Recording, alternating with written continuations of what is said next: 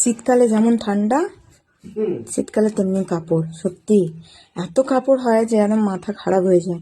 একদিন যদি না কাচা হয় তাহলে পরের দিন এত হয়ে যাবে মনে হবে কতদিন কাপড় কাচা হয়নি। তো যাই হোক বন্ধুরা, তো হ্যালো সবাইকে, রাধে রাধে। তো আবার চলে এলাম একটা ছোট্ট মিনি ব্লগে। তো এখানে এতগুলো কাপড় রয়েছে, এগুলো সব এখন ভিজিয়ে কেচে নেবো। নাকি ছোট দিনের বেলা তো রোদ বেশিক্ষণ থাকে না। তো জল খাবার খেয়ে নেওয়ার পরে আজকে চলে এলাম সোজা কাপড় কাচতে। সকালেই জল এসেছিলো, জল ভরে নিয়েছি। তো এটা এখানে আমি এক্সট্রা জল ভরে রেখে দিই, যখন জল চলাকালীন কাজ করতে পারি না তখন এই জলটা নিয়ে কাজটা করে নিই। তো এখানে সব কাপড়গুলো এখন ভিজিয়ে নিচ্ছি। ভিজিয়ে আগে কাপড়গুলো সব কেচে মেলে দেবো, মেলে দিয়ে তারপরে বাকি কাজগুলো করব। তো আজকে হয়ে গেছে একটু লেট, ঘরে আরও কাজ ছিল, তো সব করে নিচ্ছি। মানে কি শীতকালে এত জলদি বেলা পার হয়ে যায় যে কাজই শেষ হয় না, সময়ের সঙ্গে সঙ্গে শেষ হয়ে যায়। তো হচ্ছেই না, নিয়ে এখানে সব ভিজিয়ে আজ এত কাপড় মানে ধারণার বাইরে। তো যাই হোক, আমার ভিডিওটা আপনাদের কেমন লাগছে, ভালো লাগলে অবশ্যই একটা লাইক করে দেবেন, আমারও ভালো লাগবে। তো আপনারা কোথার থেকে কে কে দেখছেন প্লিজ একটা কমেন্ট করে দেবেন। আমার শুনে ভালো লাগবে যে আমার ভিডিও এত লোক দেখছে বা অমুক অমুক জায়গার থেকে দেখছে। তো এখানে এখন সব কাপড়গুলো আমার এই ভিজানো হয়ে গেল। তো আগে আমি কেচে নেব, যেগুলো হালকা হালকা নোংরা আছে সেগুলো আগে কেচে নেব, তারপর যেগুলো বেশি নোংরা আছে ওগুলো একটু ভিজবে। তো এখানে কেচে, আজকে ও কাজই যায়নি, বাড়িতেই আছে। তো ও ঘরে থাকলে অনেক আমার হেল্প করে দেয় কাজ করতে। তো অনেকটাই আজকে হেল্প করে দিয়েছে, জল ভরার সময় পাইপ গুটিয়ে দিয়েছে।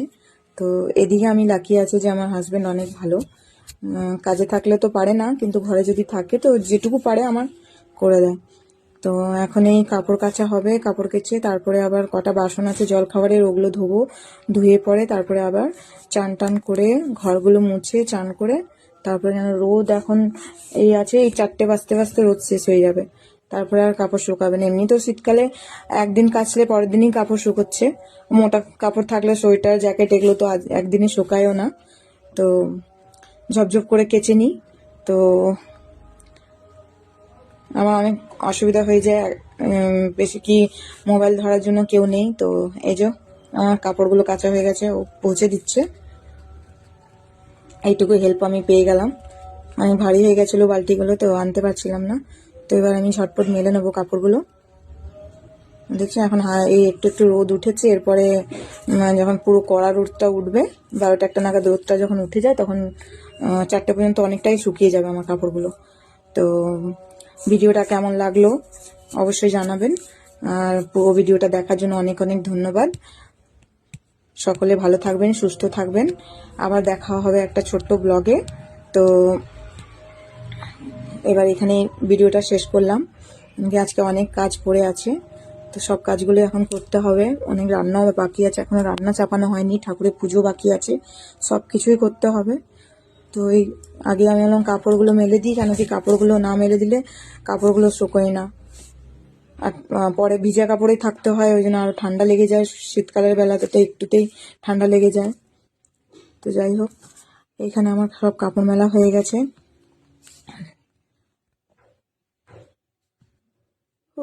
বাপরে বাপ, অনেক থকে গেলাম। চলো।